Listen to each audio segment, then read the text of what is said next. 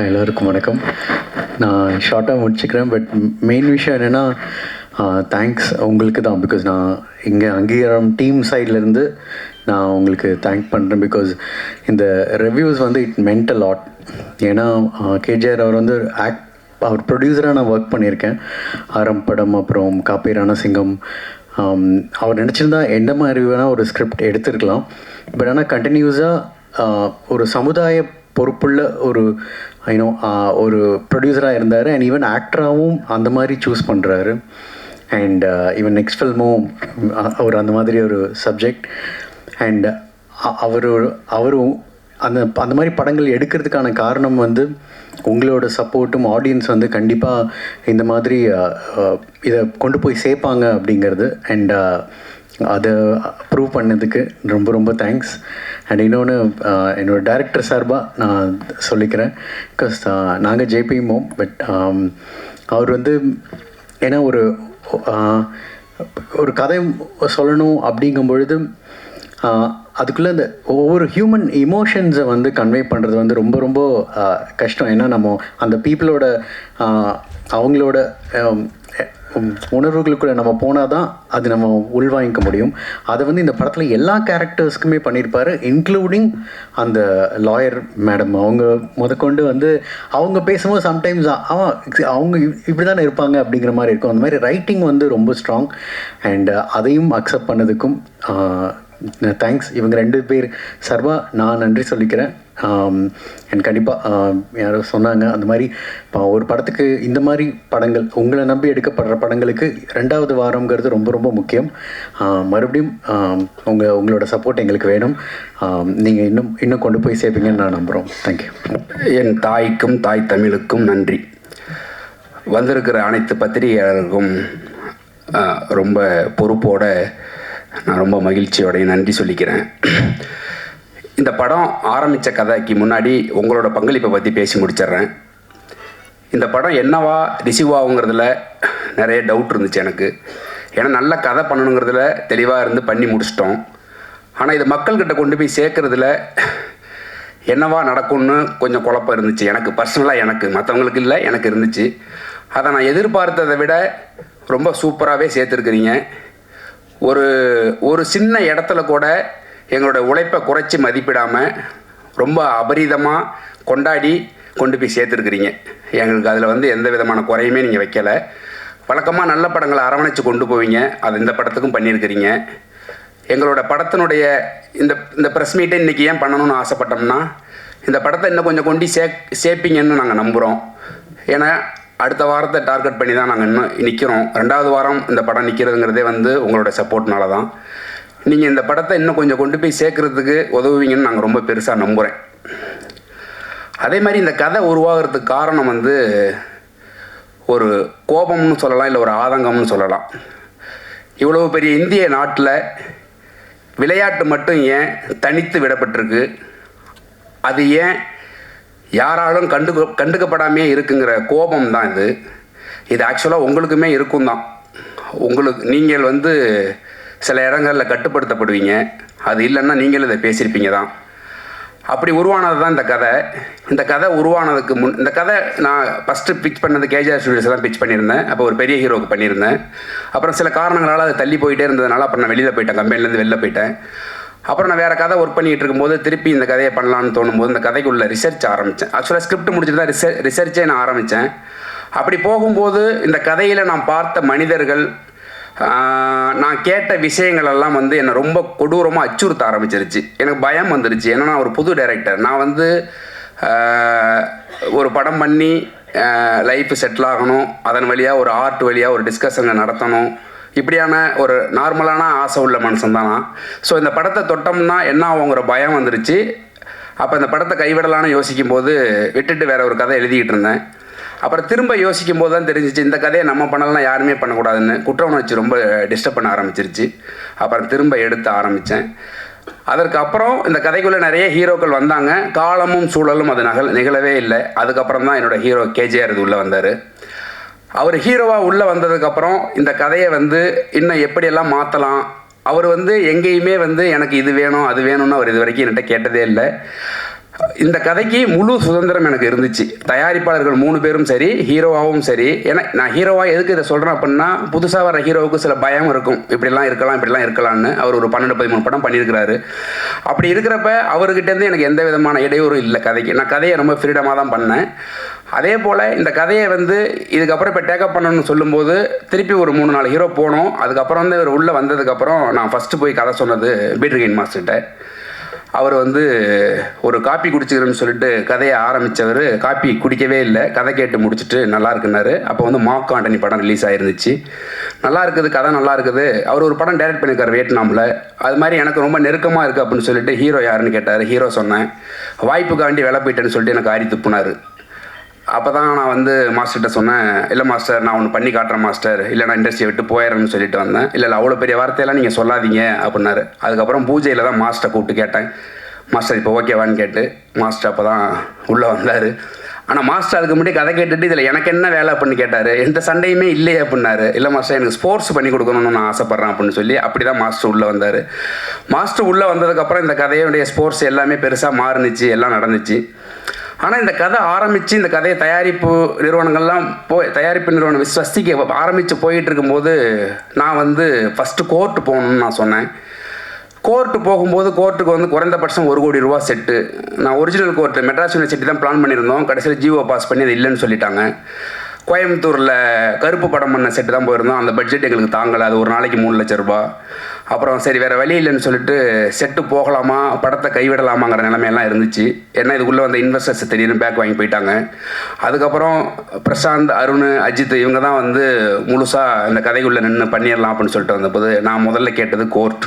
அது எனக்கு கேட்டது 75 லட்சம் ரூபா. ஒரு புது டைரக்டரை நம்பி முதல்ல 75 லட்சம் ரூபா செட்டு போட்டு கோர்ட் போர்ஷன் போகலாமாங்கிறது வந்து எனக்கு எதுவும் என் காதுக்கு வரல. நான் கோர்ட்டு தான் வேணும்னு சொல்லி கோர்ட் ஷூட்டெல்லாம் முடிச்சுட்டு ஏரியாவில் ஷூட் பண்ணிகிட்டு இருக்கும்போது எனக்கு வந்து ஹீரோ ஃபோன் பண்ணார். நீங்கள் கோர்ட்டு கேட்டப்போ வந்து நான் உள்பட நிறைய பேருக்கு உங்கள் மேலே கோபம் இருந்துச்சு. என்ன ஒரு புது டைரக்டர் வந்து எடுத்தோடனே கோர்ட் வேணும்னு கேட்குறாரு, அது 75 லட்ச ரூபா கேட்குறாரு, இது எப்படி சாத்தியம் அப்படின்னு நிறைய கோபம் இருந்துச்சு, நிறைய பேருக்கு இருந்துச்சு அப்படின்னாரு. அது அப்போ சொன்னார், ஆனால் நீங்கள் விடாப்பிடியாக இருந்து அந்த கோர்ட் வாங்கி நீங்கள் ஒன்று பண்ணிவிட்டு இப்போ ஒன்று பண்ணுறது வந்து நீங்கள் என்ன நினச்சி பண்ணீங்களோ அது ஒர்க் அவுட் ஆகிருக்கு அப்படின்னாரு. எனக்கு என்னென்னா பயம். எனக்கு வந்து நான் என் ஹீரோவை வந்து நான் ப்ரெசென்ட் பண்ணுறதை வந்து ஒருத்தங்க கூட ரிஜெக்ட் பண்ணக்கூடாதுன்னு ரொம்ப தெளிவாக இருந்தேன். அவர் தயாரிப்பார், அதெல்லாம் எனக்கு தேவையில்லாத விஷயம். என்னோடய ஹீரோ என் கதைக்குள்ளே இருக்கிற கதையினுடைய மாந்தன் நான் கொண்டாந்து மக்கள் முன்னாடி வைக்கும்போது அந்த ஹீரோவை யாருமே ரிஜெக்ட் பண்ணக்கூடாதுன்னு ரொம்ப தெளிவாக இருந்தேன். அப்படி இருக்கிறப்ப கேஜேஆருக்கு வந்து இது முதல் படம். அவருக்கு நடிப்பு எந்த அளவுக்கு இருக்குங்கிறதுல எனக்கு ஒரு சின்ன டவுட் இருக்கிறதுனால கதைப்படி 2வது பாகத்தில் வர கோர்ட்டை நான் முதல்ல ஷூட் பண்ணேன். சில நடுக்கம், தயக்கம் எல்லாத்தையும் நான் கோர்ட்டில் யூஸ் பண்ணேன். ஏன்னா கதைப்படி அவன் கோர்ட்டுக்கு போகும்போது பயப்படணும், நடுங்கணும். ஆனால் அதை ஷூட் பண்ணி அவரை எக்ஸ்பீரியன்ஸாக மாற்றி ஃபஸ்ட் ஹாஃபை செகண்டாகவும் செகண்ட் ஹாஃபை ஃபஸ்ட்டாகவும் நான் ஷூட் பண்ணேன். அதனுடைய அவுட்புட்டை இன்றைக்கி அவர் அனுபவிக்கிறார். அந்த அன்னைக்கு எனக்கு ஃபோன் பண்ணி சொன்னார், நான் அன்றைக்கி ஒரு வார்த்தை ஒன்று சொன்னேன், அந்த ரெக்கார்டிங்கோட நான் வச்சுருக்கிறேன், நான் இன்றைக்கி தான் டேரக்டராக நான் ஃபீல் பண்ணுறேன் அப்படின்னு சொல்லிட்டு நான் சொன்னேன். உங்களுக்கு ஞாபகம் இருக்கும்னு நினைக்கிறேன். அந்த மாதிரி இந்த கதையில் நிறைய சம்பவங்கள் நடந்திருக்குது. ஏன் இதை நான் குறிப்பிட்டு சொல்கிறேன் அப்படின்னா, அப்படி சின்னதாக பார்த்து பண்ணி தான் இந்த படத்தை வந்து நாங்கள் ரொம்ப பொறுப்போடு தான் இந்த படத்தை கொண்டாந்து விட்டுருக்குறோம். அதே மாதிரி இந்த படத்துக்குள்ளே வந்த இன்வெஸ்டர்ஸ் பேக் வாங்கினதுக்கப்புறம் இவங்க 3 பேரும் அந்த படத்தை எங்கே போய் என்ன பண்ணாங்க, எதை விற்றாங்க, என்ன பண்ணாங்கன்னு தெரியாமல் தான் அந்த படத்தை நடத்தி முடிச்சிருக்கிறோம். இப்போ இந்த படம் வந்து உங்கள் முன்னாடி நாங்கள் கொடுத்துருக்குறோம். அதை நீங்கள் வந்து நாங்கள் எந்த அளவுக்கு பொறுப்போடு பண்ணோமோ அதே பொறுப்போடு தான் நீங்கள் அணுகிருக்கிறீங்க. எனக்கு அதில் வந்து ரொம்ப சந்தோஷம் எனக்கு. அதே மாதிரி இந்த படத்துக்குள்ளே first Ghibran sir, technician wise இப்போ பேசுகிறேன். ஜிப்ரன் சார் உள்ளே வந்தது வந்து எனக்கு ப்ரொடக்ஷனில் கொடுத்த மியூசிக் டைரக்டர் வேறு மியூசிக் டைரக்டர். எனக்கு ஹைதராபாத் கதை சொல்ல போகணும், என் மூஞ்சி சரியில்லை, என்னை கூப்பிட்டு கேட்டாங்க ஏன் மோரை தொங்குதுன்னு. இல்லை நான் ஜிப்ரன் சார் பார்க்கணும் அப்படின்னேன். அப்புறம் உடனே போங்க அப்படின்னாங்க. நான் ஜிப்ரன் சாரை போய் பார்த்தேன். எனக்கு கதை சொல்ல வராது. 10 நிமிஷத்துக்கு மேலே எனக்கு கை காலெலாம் உதற ஆரம்பிச்சிடும், கதை சொல்ல வராது. நான் 10 நிமிஷம் கதை சொன்னேன். கதை சொல்லி முடித்தோடனே அவர் ஒன்று சொன்னார், நீங்கள் கதை பண்ணியிருக்கிற லேண்ட்ஸ்கேப்பில் நான் 2 வருஷம் ஒர்க் பண்ணியிருக்கிறேன் NGOவில் அப்படின்னாரு. என்னோடய வேலை எல்லாமே அங்கே முடிஞ்சிருச்சு. அதுக்கு அடுத்து 15 நாளில் எனக்கு ஷூட்டு, ஒரு அம்மா சாங் ஒன்று எடுக்கணும். அவர் ஒரு டியூன் போட்டு ரொம்ப ஆர்வமாக அனுப்புனார். பட் எனக்கு வேறு சுச்சுவேஷனால் அதுக்கு முதல் நாளே நான் ஷூட் முடிச்சிட்டேன். அவர்கிட்ட நான் சொல்லலை. அப்புறமா சாங் அனுப்புனே, ஷூட் எங்கன்னாரு. மாஸ்டர் அண்ணா ஷூட் முடிச்சிட்டேண்ணே அப்படின்னு சொல்லிட்டு அந்த சாங்கில் இப்போ வரைக்கும் ஒரு கரெக்ஷன் கூட பண்ணலை. அந்த சாங் அப்படியே தான் யூஸ் பண்ணோம். அதுதான் செகண்ட் ஹாஃபில் வர அம்மா சாங், பானுமதி சாங்கு. அதே போல் விஸ்வா இந்த கதைக்குள்ளே வந்தது வந்து அது ஒரு பெரிய ஃபாலோ அப்பு. வந்ததுக்கப்புறம் உள்ளதை மட்டும் பேசுவோம். விஸ்வா கதைக்குள்ளே வந்ததுக்கப்புறம் ஏன்னா ஏற்கனவே வேறு கேமராமேன், அதேமாதிரி கம்பெனியில் எனக்கு வேறு பெரிய கேமராமேன் கொடுத்துருந்தாங்க. இந்த பெரிய கேமராமேன்லாம் நான் வேண்டான்னு சொன்னதோ, மியூசியரி வேண்டான்னு சொன்னதோ வந்து நான் பெரிய இவன் அப்படிங்கிறதுக்காண்டி இல்லை. எனக்கு ஒரு பயம், கொஞ்சம் டிஸ்கஸ் பண்ணி ஒர்க் பண்ணணும், அந்த ஸ்பேஸ் இருக்குமா இருக்காதாங்கிற ஒரு பயம் தான், வேறு எதுவுமே கிடையாது. நான் எப்போவுமே எனக்கு வந்து பயம், ஒரு வேலை மீது பயம் இருக்கிற வரைக்கும் தான் நான் கிரியேட்டராக இருக்க முடியும்னு நம்புவேன். என்றைக்கு அந்த பயம் போய் அலட்சியம் வருதோ அன்றைக்கி நான் ஒதுங்கிடணும்னு நம்புகிற ஆள்னா, அந்த மாதிரி தான் விஸ்வாவை நான் உள்ளே கொண்டு வந்தப்போ வந்து ப்ரொடக்ஷனுக்கு கொஞ்சம் பயம் இருந்துச்சு. சரி, ஓகே. அதே நேரத்தில் ஹீரோவும் வந்து ஒரு சின்ன டெஸ்ட் ஷூட் பண்ணணும்னு ஆசைப்பட்டார். அவரோட கான்ஃபிடென்ட்டுக்கு அந்த டெஸ்ட் ஷூட் ஒன்று ஸ்டுடியோவில் பண்ணும்போது அன்னைக்கு 2 பேருக்கும் டெஸ்ட் ஷூட்டு, ஹீரோவுக்கும் டெஸ்ட் ஷூட்டு, டிஓபிக்கும் டெஸ்ட் ஷூட்டு. அவர் ஷூட் பண்ணி இவரை பார்த்துட்டு, இவர் ஷூட் பண்ணுற அவர் பார்த்துட்டு அன்றைக்கி தான் டிசைட் பண்ணலான்னு சொல்லிட்டு போனோம். அன்றைக்கி போய் பார்த்துட்டு ஷூட்டெல்லாம் முடிச்சுட்டு நான் ப்ரொடக்ஷன்லேயும் ஹீரோட்டி சொன்னேன், இவர் தான் டிஓபி, முடிவு பண்ணுறதுனா முடிவு பண்ணிங்க அப்படின்னு சொல்லிட்டு வந்துட்டேன். அது விஸ்வா அப்புறம் கேட்டேன், என்னங்க அப்படி சொல்லிட்டு வந்துட்டீங்கன்னு. ஆமாம், அவ்வளோதான், முடிவு எடுத்தால் அவங்க எடுக்கட்டும், இல்லைனா வேறு மாற்றினா போகலாம் அப்படின்னு சொல்லிட்டு அவங்களுக்கு ரொம்ப பிடிச்சிருந்துச்சு ஒர்க்கு. விஸ்வா வந்தான். அதுக்குள்ளே விஸ்வா வந்து நிறைய 2 பேருக்கும் நிறைய சண்டைகள் நடந்திருக்குது. அதெல்லாம் சேர்ந்து தான் இந்த அவுட்புட் வந்திருக்குதான் நான் நம்புகிறேன். அதே போல் இந்த படத்துக்கு தினேஷ் வந்து இதே கம்பெனியில் இன்னொரு படம் போய்கிட்டு இருக்குது. இவர் தான் ஹீரோவை பண்ணுற படம். அந்த படத்தில் இருந்த எடிட்ரு. இந்த படத்துக்கு வேறு ஒரு எடிட்டர் வச்சுருந்தோம். சில காரணங்களால் பண்ண முடியாத சூழல்னால அதுக்கப்புறம் தினேஷ் வந்தான். அருண் தான் என்கிட்ட கேட்டாப்புல, இந்த மாதிரி எடிட்டர் வர சொல்லியிருக்கிறோம் அப்படின்னா, வர சொல்லுங்கள், என்ன பண்ணணும், படம் பார்க்க சொல்லுங்கள் அப்படின்னு சொல்லிட்டு நான் போயிட்டேன். அப்புறம் படம் பார்த்துட்டு தினேஷ் வந்து பார்த்துட்டு, முதல்ல உனக்கு கதை பிடிச்சிருந்தா ஒர்க் பண்ணுப்பா, இல்லைனா ஒர்க் பண்ணாதப்பா அப்படின்னு நான் சொன்னேன். அவன் மூஞ்ச இறங்க பார்த்தான், என்ன இருந்தாலும் இப்படி பேசுகிறான்னு. அப்போ கதை பார்த்து முடித்ததுக்கப்புறம் தினேஷ் வந்து, இல்லை நான் இந்த படம் நான் பண்ணுறானே அப்படின்னு சொன்னான். திரும்பவும் சொல்கிறேன், எனக்காகவோ கம்பெனிக்காகவோ பண்ண வேண்டாம், உனக்கு கதை பிடிச்சிருந்து ஒர்க் பண்ணு. ஏன்னா நான் வந்து ஒரு வேலை செஞ்சேன் அப்படின்னா அது யாருக்காகவும் செய்ய மாட்டேன், நான் எனக்காக மட்டும்தான் செய்வேன். என்னோடய ஏடிஸும் அப்படி தான் இருப்பாங்க. எனக்கு திருப்திப்பட்டால் மட்டும்தான் அது வேலைன்னு நான் நம்புவேன். அந்த மாதிரி கேட்டப்போ அவன் பண்ணுறேன்னு சொல்லி வந்தப்போ எனக்கு ஒரு பெரிய சவால் இருந்துச்சு. நான் கிட்டத்தட்ட வந்து ஒரு 4 மணி நேரம் 20 நிமிஷம் ஃபுட்டேஜ் வச்சுருந்தேன், ரஃப் கட் பண்ணி. எனக்கு நான் பெத்த பிள்ளையை அடிக்கவே முடியாதுல்ல, எங்கேயுமே கட் பண்ணவே தோணலை. 4.5 நிமிஷம் பார்த்தா இண்டஸ்ட்ரியை விட்டு அனுப்பிடுவாங்க. அப்போ என்ன பண்ணுறதுங்கும் போது அந்த பழைய எடிட்டர் இந்த உலகத்துக்குள்ளே எனக்கு போக முடியலை சொன்னார். அது ரொம்ப புதுசாக இருந்துச்சு. அப்புறம் தான் தினேஷ் வந்து எப்படி கட் பண்ணலான்னு கேட்டான். நீ தானே எடிட்டர், நீ கட் பண்ணி காட்டு பார்ப்புன்னேன். ஒரு வருஷம் கட் பண்ணி காமிச்சான். அன்றைக்கி தான் என் பொண்டாட்டிட்டு வந்து நான் சொன்னேன், படம் நல்லா வந்துருண்டி அப்படின்னு. அவ்வளோ ஹோப் கொடுத்தான் தினேஷ். ஃபஸ்ட்டு படம், ஆல்ரெடி ஒரு படம் பண்ணிக்கிட்டு இருக்கிறான் அந்த கம்பெனியில். ஆனால் இது ஃபஸ்ட்டு ரிலீஸ் ஆனதுனால இது ஃபஸ்ட்டு படம். ஆனால் கமிட் ஆனது அந்த படம் தான். தினேஷ் அப்படி தான் இதுக்குள்ளே வந்தது. தினேஷ் வந்து ரொம்ப ஹோப் கொடுத்தான். நிறைய இடங்களில் என் பேச்சை மீறி நடந்துச்சு சில விஷயங்கள். பட் அது எல்லாமே இப்போ நல்லதாக நடந்ததுனால நம்ம அதை பற்றி பேச வேண்டாம். அதே போல் இந்த படத்துக்கு சம்பத் ஆழ்வார் தான் சவுண்ட் டிசைன். நான் வந்து கம்பெனியில் வந்து நான் ரொம்ப அடம் பிடிச்சி வாங்கினேன். ஏன்னா அந்த படத்தை கொஞ்சம் சவுண்டிங்காக நல்லா ஒர்க் பண்ணலான்னு எனக்கு ஒரு பெரிய கனவு இருந்துச்சு. அத்லட் படம் பண்ணுறோம், நிறைய படங்கள் வந்திருக்குது. சவுண்டுக்கு பெரிய ஃபோக்கஸ் பண்ண மாட்டாங்க, சவுண்டை விட்டுருவாங்க. சவுண்டோட வேல்யூ இங்கே ரொம்ப கம்மிங்கிறதுனால நான் காலா படம் பண்ணும்போது சவுண்டோட வேல்யூ தெரிஞ்சுக்கிட்டேன். அதனால் வந்து சவுண்டாக நல்லா ஒர்க் பண்ணுறதுக்காண்டி நான் வந்து சம்பத் ஆழ்வார் சார் கேட்டு வாங்கினேன். அவர் அங்கே பாலிவுட்டில் ஒர்க் பண்ணுறவர். அவரை கேட்டு வாங்கி அந்த படத்துக்கு நியாயம் சேர்க்குற அளவுக்கு அவர் எனக்கு பண்ணி கொடுத்தாரு. அவருக்கு திருப்தி இல்லை, கொஞ்சம் நாங்கள் டக்குன்னு ரிலீஸ் டேட்டு ஃபிக்ஸ் பண்ணதுனால அது ரொம்ப சரியாக அவருக்கு டைம் கொடுக்க முடியலை. அதே போல் தான் ஜிப்ரான் சாரும் படம் ஃபைனல் ஒர்க்கு போயிட்டு இருக்கும்போது திடீர்னு வைரல் ஃபீவர் எனக்கு பக்குன்னு அடிக்குது, என்ன பண்ணுறதுன்னு தெரில. அப்புறம் ஒரு வழியாக முடிச்சு கொடுத்தாரு.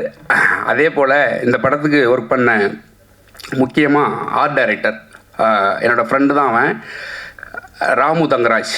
அவன் வந்து இந்த படத்துக்கு கோட் போடும்போது அவன் எடுத்தோடனே சொன்னது, நீ வேலையை முடிச்சிரு, பேர் வேணா நான் போட்டு என் பேரை போட்டுக்க பண்ணான். அப்படி தான் ஆரம்பிச்சது முதல் டிஸ்கஷன். ஏன்னா ஒர்க்குக்குள்ளே நிறைய நொரநாட்டியம் சொல்லிக்கிட்டே இருப்பேன்.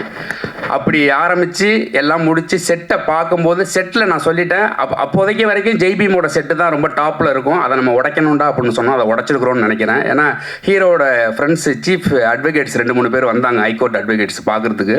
அவங்க ரொம்ப பிரமாதமாக இருக்குதுன்னு சொன்னாங்க. அதுதான் ஃபஸ்ட்டு எனக்கு ரொம்ப சந்தோஷமாக இருந்துச்சு. ஒரு புது டேரக்டருக்கு, ஒரு புது ப்ரொடியூசரு, ஒரு புது ஹீரோ, ஒரு புது எடிட்டரு, ஒரு புது டிஓபி. ஜிப்ரான் சாரும் பீட்டர் கெயின் மாஸ்டரும் இல்லாமல் மீதி எல்லாமே புதுசு. அவங்கள நம்பி முதல்ல இவ்வளோ பெரிய கோர்ட் செட்டு, ஆர்ட் டைரக்டர் நல்ல படங்கள் ஒரு 10 படங்கள் பண்ணியிருக்கிறோம், நாங்கள் எல்லாம் புதுசு. அப்படி இருக்கிறப்ப இவ்வளோ பெரிய செட்டு போட்டு அந்த உலகத்தை கிரியேட் பண்ணுறதுக்கு நாங்கள் ரொம்ப கஷ்டப்பட்டோம். ஆனால் கஷ்டப்பட்டோன்னு உங்கள்கிட்ட நான் ஒப்பாரியாக சொல்லலை, விரும்பி தான் அந்த வேலையை எடுத்தோம் சொல்கிறோம். அதை அந்த கஷ்டத்தை நீங்கள் எந்த விதமான கொச்சைப்படுத்தாமல் ரொம்ப நெகிழ்வோடு கொண்டுட்டு போய் சேர்த்துருக்கிறீங்க. எங்களுடைய ஒரே ஒரு கோரிக்கையாகவே நான் கேட்குறேன், இந்த படத்தினுடைய வெற்றியை இன்னும் கொஞ்சம் பெரிதாக்குவதற்கு உங்களுடைய உதவியை நான் கேட்குறேன். இந்த படத்தில் பங்காற்றின அனைத்து தொழில்நுட்ப கலைஞர்களுக்கும் நான் நன்றி சொல்லிக்கிறேன். அதே போல் இந்த படத்துலேருந்து வெளியில் இருந்து நிறைய பேர் எனக்கு ஒர்க் பண்ணியிருக்கிறாங்க. முக்கியமாக மாட்டாங்குப்பத்தோட மக்கள் ரொம்ப சப்போர்ட் பண்ணாங்க. குப்பத்துலலாம் போய் ஷூட் பண்ணால் கேமரா போடுவாங்க, கல் எடுத்து அடிப்பாங்கனாலாம் நிறைய சொல்லப்பட்டுச்சு. அதெல்லாம் எதுவுமே இல்லாமல் என்னையும் அந்த ஏரியாவோட புல்ல மாதிரி பார்த்துக்கிட்டாங்க. அதே போல் இந்த படத்துக்காக நிறைய பேர் அட்வொகேட்ஸ் ஒர்க் பண்ணி கொடுத்துருக்குறாங்க. அவங்க எல்லாருக்கும் என்னோட நன்றி. முக்கியமாக இந்த படத்தில் எனக்கு நிறைய கொஞ்சம் கோவப்படுவேன். அப்படி எல்லாத்தையும் பொறுத்துக்கிட்டு இந்த படத்துக்கு நிறைய ஒர்க் பண்ணி கொடுத்தது என்னோடய டீம் தான். என்னோடய அசிஸ்டன்ட் டைரக்டர் டீம் என்னை சகிச்சுக்கிட்டு என் கூட ஒர்க் பண்ணதுக்கு பெரிய நன்றி. இந்த படத்தினுடைய அவுட்புட்டில் அவங்களுடைய பங்களிப்பு ரொம்ப பெருசு. அதே போல் இந்த படத்துக்காக எந்தவித எதிர்பார்ப்பும் இல்லாமல் என்னவாகணும் எதுவுமே தெரியாமல் இந்த படத்தை எங்களுக்காக வேண்டி பண்ணி கொடுத்த ப்ரொடியூசர்ஸ் 3 பேருக்கும் ரொம்ப நன்றி கடன் பட்டிருக்கிறேன். அங்கீகாரம் என்னவா ஓடுது அப்படின்னு நீங்கள் கேட்டிங்க அப்படின்னா, அங்கீகாரத்தோட ஓட்டம் என்னைக்கு நிற்கும் அப்படின்னு நீங்கள் கேட்டிங்கன்னா, இந்தியா என்னைக்கு ஒலிம்பிக்கில் தங்கங்களை குவிக்குதோ அன்னைக்கு தான் அங்கீகாரத்தோட ஓட்டம் நிற்கும் அப்படின்னு நான் ரொம்ப நம்புகிறேன். இந்தியாவினுடைய விளையாட்டினுடைய போக்கை மாற்றும் திசை வழியாக தான் நான் அங்கீகாரம் படத்தை எடுத்து வச்சிருக்கிறேன். இந்த படத்தினுடைய வெற்றியும் ரொம்ப முக்கியம்தான். அதே சமயத்தில் இந்த படம் வணிக ரீதியாக எங்களுக்கு நிறைய செய்ய வேண்டி இருக்குது. ஏன்னா இந்த ப்ரொடியூசர்ஸ் அதுக்கப்புறம் என்ன மாதிரி படங்கள் பண்ணணுங்கிறத இந்த வெற்றி தான் எங்களுக்கு முடிவு பண்ணி தரும். இந்தியாவினுடைய ஒட்டுமொத்த விளையாட்டு வீரருடைய மனசாட்சியாக தான் அங்கீகாரத்தை நம்ம முன்னாடி சமர்ப்பிச்சிருக்கிறேன். இந்த படத்தினுடைய ஒவ்வொருத்தரோட உழைப்புக்கு பின்னாடி எதிர்பார்ப்பும் வெறும் ஊதியம் மட்டும் இல்லை, கொஞ்சம் பொறுப்பும் நிறைய இருந்துச்சுன்னு நான் நம்புகிறேன். அந்த பொறுப்பு தான் அந்த படத்தை இவ்வளோ சரியாக கொண்டாந்து அவங்க முன்னாடி நிப்பாட்டிக்க தான் நான் நம்புகிறேன். ஏன் அப்படின்னா, இந்தியாவில் விளையாட்டுத்துறை ஏன் கவனிக்கப்படலைங்கிறதுக்கு எந்த விதமான காரணமும் யாருக்குமே தெரியாது. ஏன் அப்படின்னா, இது ஒரு துறையாகவே யாரும் மதிக்கிறது கிடையாது. அந்த துறையில் நடக்கிற அனைத்து சிக்கல்களையும் பேசணும்னு நான் முடிவு பண்ணி தான் இந்த படத்தை நான் எடுத்திருக்கிறேன். இந்த படத்தினுடைய வெற்றிக்கு இன்னும் உங்களுடைய உதவியை தேடி தான் நான் வந்திருக்கிறேன். அதே போல் இந்த படத்தில் மிக உச்சமாக நான் நன்றி சொல்ல வேண்டிய சில பேருக்கு இப்போ நன்றி சொல்லிடுறேன். இயக்குனர் தாஸ், டோரா படத்தோட டைரக்டர், இப்போ முருகு அப்படின்னு நிஞ்சான்னு ஒரு படம் பண்ணுறார். தாஸ் அண்ணன் தான் எனக்கு இந்த வாய்ப்பை உருவாக்கி கொடுத்தாரு. அவர் இல்லைன்னா அந்த படம் நடந்திருக்குமான்னு தெரியாது. நான் இன்னும் வாய்ப்பு தேடிட்டு இருக்கிறனாவே இருந்திருக்கலாம். அதுக்கப்புறம் இன்றைக்கி நான் உங்கள் முன்னாடி நின்று இதெல்லாம் பேசுகிறேன் அப்படின்னா அதற்கு முதல் காரணம் டைரக்டர் ரஞ்சித், என்னோடய அண்ணன். அவர் தான் என்னுடைய வாழ்க்கையில் மிகப்பெரிய மீட்பர்னு நான் சொல்லுவேன். ஏன்னா என்னுடைய வாழ்க்கையில் சில சிக்கல்னால என் வாழ்க்கையை முடிச்சுக்கலான்னு இருக்கும்போது என்னை கூப்பிட்டு பக்கத்தில் வச்சுக்கிட்ட ஒருத்தர். அவர் கூட இருந்த 2 வருஷம் என்னுடைய வாழ்க்கையில் மறக்க முடியாத காலகட்டம். அவர் என்கிட்ட எதையுமே திணிச்சு சொன்னது கிடையாது. என்னுடைய சுதந்திரம் தான். அவர் இல்லைன்னா என்னுடைய லைஃபே கிடையாது. அதே போல் இந்த படத்தில் திவ்யா மேடம், ஹீரோவோட ஒய்ஃப், அவங்க நிறைய இன்புட்ஸ் எனக்கு கொடுத்துருந்தாங்க. அந்த இன்புட்ஸ் எல்லாமே ஹீரோவை நான் ஏன்னா அவங்க ட்ராவல் பண்ணது அது எல்லாமே எனக்கு இந்த படத்தில் நான் அவரை வேலை வாங்குறதுக்கு எனக்கு நிறைய யூஸ்ஃபுல்லாக இருந்துச்சு. அது இல்லாமல் இந்த படத்துக்கு வேலை செஞ்ச முக்கியமாக அத்லட் ட்ரெயினர் மகேஷ், அவன் இந்த படத்துக்கு எந்த விதமான எதிர்பார்ப்பும் இல்லாமல் அவனை நம்பி ஒரு 200 பிள்ளைங்க இருக்கிறாங்க திருநெல்வேலி கிரவுண்டில். அதையெல்லாம் விட்டுட்டு எனக்காக நின்னான். இன்றைக்கி அந்த படத்தில் இருக்கிற அத்லட் எல்லாத்தையும் ஓரளவுக்கு வந்திருக்குது அப்படின்னா அது அவனுடைய பங்களிப்பு, பெரிய பங்களிப்பு. அதே போல் Naranammalpuram sports club, Karpaga university Rajesh, Vaduvur sports academy, இப்படி நிறைய பேர் இந்த கதையில் ஒர்க் பண்ணியிருக்கிறாங்க. இவங்க எல்லாருமே ஸ்போர்ட்ஸ் சார்ந்தவங்க தான். இந்த ஸ்போர்ட்ஸ் சார்ந்தவங்க எல்லாரும் சேர்ந்து ஒரு ஸ்போர்ட்ஸ் படத்தை உருவாக்கும் போது தப்பு நடக்காதுங்கிற நம்பிக்கை எனக்கு இருந்தாலும், ப்ரெஸ்ஸு முன்னாடி படம் போட்டு காமிக்கிறப்ப எனக்கு ஒரு பெரிய பதட்டம் இருந்துச்சு. எனக்கு ஒரு 2 பதட்டம் இருந்துச்சு. ஒன்று சென்சார் போர்டு, இன்னொன்று டைரக்டர் ரஞ்சித்து, இன்னொன்று ப்ரெஸ்ஸு. அந்த ப்ரெஸ்ஸு இதே தேட்டரில் தான் நம்ம படம் பார்த்தோம். நான் எனக்கு படக்குன்னு அடிச்சுக்கிட்டு இருந்துச்சு. யுவராஜ் அண்ணன் வேறு கொஞ்சம் நேரம் மொபைல் பார்த்தாரு, அப்புறம் படம் பார்க்க ஆரம்பித்தார். நான் யுவராஜ் அண்ணன் மட்டும்தான் பார்த்துக்கிட்டு இருந்தேன். அவர் படம் பார்க்க ஆரம்பித்ததுக்கப்புறம் ஓகே ரைட் அப்படின்னா, அதுக்கப்புறம் அந்த படத்தில் எனக்கு ப்ரெஸ்ஸு அவ்வளோ சூப்பராக என்னை ரிசீவ் பண்ணது எனக்கு ரொம்ப முக்கியமாக நான் ரொம்ப பெருமைப்பட்ட தருணம். எனக்கு 3 விஷயமே நல்லாவே நடந்துச்சு. சென்சார் போர்டுலேயும் என்னை ரொம்ப அப்ரிஷியேட் பண்ணாங்க, ப்ரெஸ்ஸு நீங்களும் அப்ரிஷியேட் பண்ணீங்க, மக்களும் நல்லா கொண்டாடி இருக்கிறாங்க, என்னோட வாத்தியாரும் ரொம்ப நெகிழ்வாக இருந்தார். இதையெல்லாம் சேர்த்து இந்த படத்தை வணிக ரீதியாக மாற்றுறதுக்கான வேலையில் தான் நாங்கள் இப்போ இறங்கியிருக்கிறோம். ஏன்னா அந்த படம் வணிக ரீதியாக ஜெயிச்சே ஆகணும். ஏன்னா வணிக ரீதியான வெற்றி மட்டும்தான் திரும்ப என்ன போல் இருக்கிற ஒரு இயக்குனரை வெளில கொண்டு வரும். இல்லைனா திரும்ப இந்த கதைகள் திரும்ப திரும்ப நான் நல்ல சினிமா கெட்ட சினிமான்னு நான் பிரித்து பேச விரும்பலை. எல்லாத்துக்கும் ஒரே உழைப்பு தான், சிந்தனை ரீதியான வேறுபாடு தான் இங்கே இருக்க ஒழிஞ்சு எல்லாமே ஒரே சினிமா தான், எல்லாத்துக்கும் ஒரே உழைப்பு தான். இந்த சினிமாவை கொண்டுட்டு போய் சேர்க்கறதுக்கு பின்னாடி இருக்கிற எவ்வளோ வழி இருக்குதுன்னு உங்களுக்கு தெரியும். பல படங்களுடைய ப்ரொமோஷனுக்காக பெருசாக பேசப்பட்டவர் கேஜேஆர். அவர் ஹீரோவாக நடித்த படத்தில் நாங்கள் எங்களால் முடிஞ்ச எங்கள் சக்திக்கு உட்பட்ட எல்லாத்தையும் பண்ணிக்கிட்டு தான் இருக்கிறோம். இன்னும் நீங்கள் உங்களுடைய ஒத்துழைப்போடு இதை கொண்டு போய் சேர்த்து இந்த படத்தை வணிக ரீதியாக மாற்றினீங்கன்னா ஸ்வஸ்திக் விஷன்லேருந்து அடுத்து கேட்டுக்கிற லைனப் எல்லாமே ப்ராஜெக்டாக மாறும். உங்களுடைய பொன்னான நேரத்தை எனக்கு கொடுத்ததுக்கு ரொம்ப நன்றி. ஏதாவது விடுபட்டு இருந்துச்சுன்னா நான் அவங்கள மன்னிச்சுக்கோங்க. இந்த படத்தை நாளை முதல் தமிழ்நாடு ஃபுல்லாக தேட்டர் விசிட் போகிறோம், டீம் ஃபுல்லாகவே. இந்த படத்தை கல்லூரிகள்லேருந்து நிறைய நல்ல ரெஸ்பான்ஸு, மக்கள்கிட்டேருந்து நல்ல ரெஸ்பான்ஸு, அது எல்லாமே நீங்கள் கொண்டு போய் சேர்த்தது தான். அதனால் திரும்ப திரும்ப உங்கள்கிட்ட நான் கெஞ்சி கேட்டுக்கிறேன், இன்னும் கொஞ்சம் இந்த படத்தை கொண்டு சேர்க்கறதுக்கு உங்களால் முடிஞ்ச உதவிகளை செய்யுங்க. நான் உங்களை சேர்க்கலைன்னு சொல்லவே இல்லை, இன்னும் கொஞ்சம் சேர்த்து உதவுங்கன்னு தான் சொல்கிறேன். வந்திருந்த அனைவருக்கும் என்னோட நன்றி. பத்திரிகை, தொலைக்காட்சி, ஊடக சேர்ந்த அனைவருக்கும் தேங்க்ஸ். முதல்ல இந்த படத்தை பற்றி தொடர்ந்து நிறையா எழுதிக்கிட்டே இருக்கீங்க, ரொம்ப பாசிட்டிவாக எழுதுறீங்க, சந்தோஷமாக இருக்குது. நல்ல படத்தில் நம்ம இருக்கணும், இல்லைனா நம்ம நடிக்கிற படம் நல்ல படமாக ஆயிடணும் அப்படின்ற ஒரு சந்தோஷம் எல்லா ஆக்டருக்கும் இருக்கும். தொடர்ந்து நல்ல படங்களில் நாம் இருக்கிறது ரொம்ப சந்தோஷமாக இருக்குது. இந்த படத்தில் வந்து டோரா பட டைரக்டர் தாஸ் அவர் தான் நடிக்கிற மாதிரி இருந்தது. அவர் தான் கால் பண்ணி இதில் ஒரு ரோல் இருக்குது தம்பி பண்ணுங்கன்னாரு. அப்புறம் வந்து டைரக்டரை ஸ்பாட்டில் பார்த்தோன்னே ஓகே பிரதர்னாரு. இதில் ஒரு வந்து ஸ்போர்ட்ஸ் ஆஃபீஸில் வேலை பார்க்குற ஒரு அக்கௌண்ட்ஸாக நடிச்சிருக்கேன். டைலாக்ஸ் எனக்கு இந்த படம் நம்ம நடிச்சிட்டோம், எனக்கு ஒரு போர்ஷன் தான் முடிச்சுட்டு வந்ததுக்கப்புறம் அந்த ட்ரெய்லர் பார்த்ததுன்னா எனக்கு ரொம்ப அதில் வர டைலாக்ஸ் உண்மையாகவே இந்த படத்தில் வசனங்கள் ஒன்றுமே ஒவ்வொரு வசனமுமே ஒரு படமாக இருக்கக்கூடிய ஒரு படத்துக்கான கதை இருக்கக்கூடிய வசனமாக இருக்குது. ஒரு வசனம் கேட்கும்போது நமக்கு அழுக வர மாதிரி ஆயிடுச்சு எனக்கு. என்னென்னா, நீங்கள் பார்க்குற 29 செகண்ட் கிடையாது சார் என் வாழ்க்கை, அதுக்கு பின்னால் என்னோட நீங்கள் பார்க்குற 20 செகண்ட் கிடையாது சார் என் வாழ்க்கை, அதுக்கு பின்னால் என்னோட 29 வருஷ கஷ்டம் இருக்குது அப்படின்னு. ஸோ இது வந்து நம்ம சினிமாவுக்கு வந்து வர்ற கஷ்டம், இது ஒவ்வொரு ப்ரொஃபஷன்லையும், சினிமா மட்டும் இல்லை, லைஃப்பில் அச்சீவ் பண்ணவங்க எல்லா பேருக்குமே இந்த வசனம் வந்து கனெக்ட் ஆகும். அப்புறம் வந்து ஒரு வீட்டில் உட்காந்து அவங்க சொல்லுவாங்க, நீங்கள் 2 பேரும் போய் நிம்மதியாக ஒரு வீட்டில் தூங்குற வரையும் இந்த கஷ்டம் தொடரும் இது மாதிரி வசனம் ஒவ்வொரு வசனம். இப்போ இந்த இவங்க மேடம் பேசக்கூட வசனம் சொன்னாங்க, உன் தலைமுறையிலே வாழ்க்கை மாறிடணும்ப்பா அப்படின்னு. எவ்வளோ ஒரு அற்புதமான வசனங்கள் எழுதிருக்கீங்க சார், உண்மையாகவே ரொம்ப சந்தோஷமாக இருக்குது சார் இந்த வசனங்கள் கேட்கும்போது. அப்புறம் ஹீரோ சாருங்க, அவர் அறம், காப்பி ரணசிங்கம், நல்ல நல்ல ஒரு படைப்பாளி, நல்ல நல்ல படங்களாக எடுத்தவர். அவர் முதலாக அறிமுகமாகிறது வந்து இந்த மாதிரி ஒரு ஸ்போர்ட்ஸ் சம்மந்தமானதை எடுத்தது வந்து ரொம்ப சந்தோஷம். வாழ்த்துக்கள் சார். ஏன்னா இந்த படம் வந்து இன்னும் பல கிராமங்களில், பல நம்ம தெரியாத இடங்களில் ஒரு கிரவுண்ட் இல்லாமல் ரொம்ப கஷ்டப்படுறவங்க, இது வந்து முக்கியமாக இந்த ஸ்போர்ட்ஸ்க்காக இருக்கிறவங்க போய் கண்டிப்பாக அதை பார்க்க வேண்டிய ஒரு முக்கியமான படம். ஏன்னா இது முழுக்க முழுக்க அவங்களுக்கு இந்த படத்தை பார்த்துட்டு வெளியில் வரவங்க எல்லாருமே கிட்டத்தட்ட ஒரு ஒலிம்பிக்கோ வாங்கிறதுக்கூடிய எல்லா விதமான வழியையும் இதில் பதிவு பண்ணியிருக்கிறாங்க. இந்த படத்தில் வேலை பார்த்த எங்களோட வேலை பார்த்த எல்லா பேரும் இங்கே இருக்கிறாங்க. ஜிப்ரான் சார், அவர் மியூசிக் வந்து சொல்லவே தேவையில்லை. ஏன்னா அவரோட பிஜிஎம், அவரோட மியூசிக்கில் வந்து ஏதாவது ஒன்று பண்ணி ஒரு படத்தை ஒரு ஸ்ட்ராங்காக நிப்பாட்டிடுவார். இதில் வந்து அந்த பாட்டில் வர வரிகள் மாதிரி தான், சட்ட படித்து சான்றோர் மெத்த படித்த மேலோர் எங்கள் வழி மறந்தீருன்னு ரொம்ப பிரமாதமான சாங் கொடுத்துருக்கீங்க சார். அப்புறம் என் மாஸ்டர் பீட்டர் கேன் மாஸ்டர், அவங்களுக்கு தெரியும், அவரோட படங்கள் அவர் வேலை பார்த்தாலே அந்த படத்துக்கு நடிக்கிற ஹீரோ வந்து எஃபர்ட்டாக இருக்கணும். அப்படி இருந்தால் தான் அந்த அவர் கொடுக்குற அந்த இது தாங்கக்கூடிய உடம்பு நம்ம தயாராக இருக்கணும், இல்லைன்னா அவர்கிட்ட வேலை பார்க்க முடியாது. பம்பரமாக சுழல்றாள். அது மேலே ஒன்று இந்த ஸ்போர்ட்ஸு எப்படி இந்த கேஜேஆர் சார் அந்த கிரவுண்டில் ஓடுறது, அந்த கிரவுண்டுக்குள்ளே அவர் பண்ணியிருக்கிறது ஃபுல்லாக, அப்புறம் ஆக்ஷன் பிளாக் இதெல்லாம் செம்மையாக பண்ணியிருந்தார் மாஸ்டர். நன்றி. எங்கள் கேமராமேனு, அந்த மேற்கு தொடர்ச்சி மலை இந்த மாதிரி படங்கள்லாம் நம்மளை வந்து வேஷ்டி சட்டை லுங்கி இப்படி ஒரு மாதிரி காமிச்சா வந்து கொஞ்சம் நல்லா காமிச்சிருக்கீங்க சார். இதில் கொஞ்சம் அழகாக காமிச்சிருக்கீங்க, தேங்க்யூ சார்.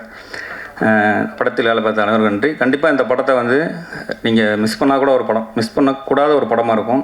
எல்லா பேரும் தேட்டரில் பார்த்து இதை ஆதரவு தரணும். இன்றைக்கி இன்ஸ்டாகிராமில் நிறையா அனுப்பிச்சிட்டே இருக்காங்க, நிறையா சந்தோஷமாக இருக்குது. இன்ஸ்டாகிராமில் செமையாக வைரல் ஆகிட்டுருக்கு இந்த படத்தோட.